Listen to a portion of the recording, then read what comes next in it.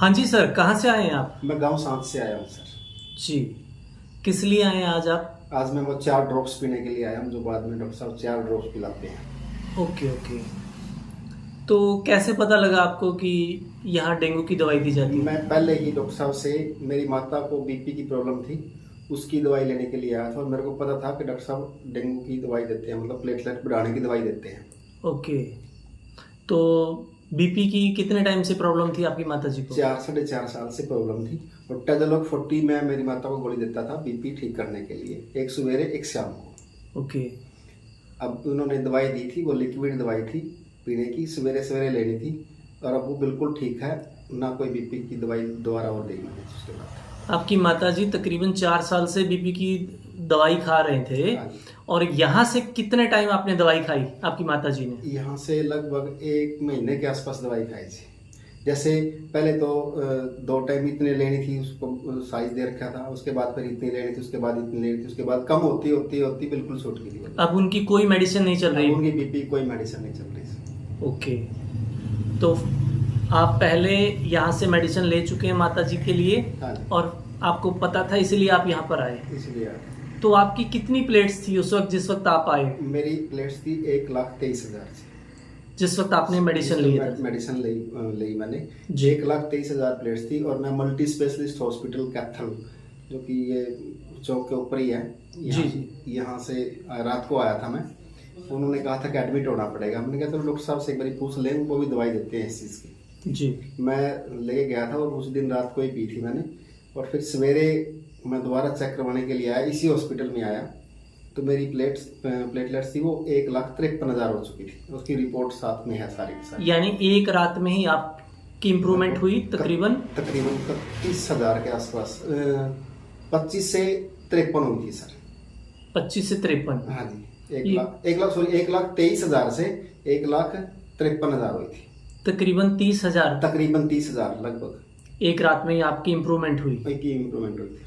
तो फिर अब आपकी वो 1,50,000 ही हैं या उससे आगे बढ़ी हैं? नहीं, उसके बाद मैंने नेक्स्ट टाइम फिर करवा रखा है, वो 1,74,000 थी, फिर उसके बाद कई दिन बाद फिर करवा रखा है, वो 74,000 से आप। यानी कि अब आपकी बढ़ोतरी की तरफ है, अब आप ओके हैं? ओके हैं बिल्कुल। तो आज आप वो 4 ड्रॉप्स पीने के 4 लिए? ड्रॉप्स पीने के लिए आए। ओके। तो इनका एड्रेस क्या है डॉक्टर राज का? डॉक्टर राज का एड्रेस कैथल बस स्टैंड के पास में भगत सिंह कॉलोनी है, और रेलवे लाइन के सारा उनका आगे क्लिनिक है, वैद्य राज क्लिनिक, वहाँ है ये एड्रेस उनका। तो चार्जेस क्या लेते हैं ये?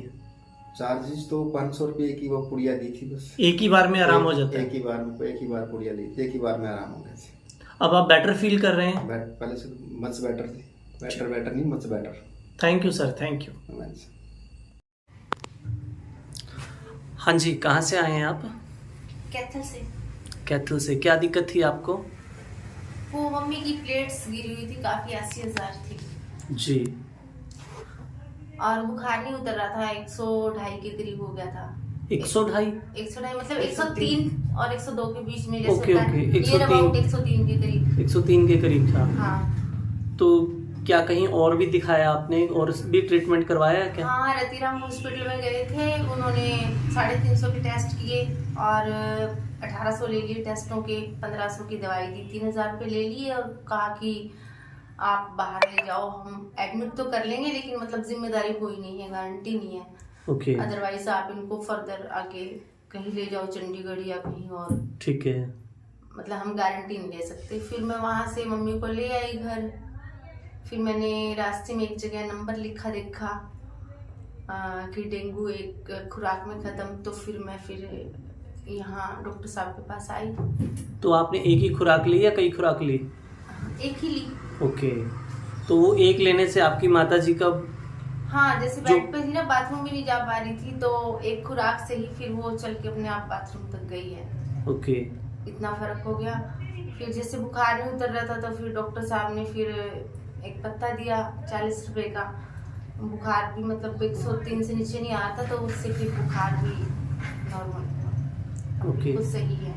तो कितने की दवाई दी इन्होंने? एक्चुअली हमारे पैसे तो सारे रतिराम हॉस्पिटल में चले गए थे, मेरे पास पैसे बचे ही नहीं थे। जी। तो फिर इन्होंने कहा कोई बात नहीं, इन्होंने वैसे ही दे दी। मतलब आपसे दवाई का कोई पैसा नहीं लिया इन्होंने? नहीं लिया। और अब आपकी माताजी सही हैं? हाँ अब बिल्कुल सही है, अब ओके। बुखार भी नहीं है, अब थोड़ा चल फिर भी चलूंगी फिरूंगी वहीं थोड़ी। माताजी आप कैसा महसूस कर रहे हैं? अब तो अच्छी हूँ, मैं ठीक चल रही हूँ, नहीं तो मेरे से तो खड़ा भी नहीं हो जाता था। आवाज भी मेरी अब भी थोड़ी सी है, नहीं तो आवाज भी मेरी खराब हो गई थी, आवाज ही नहीं निकल रही थी। तो फिर आज किस लिए आए हैं आप?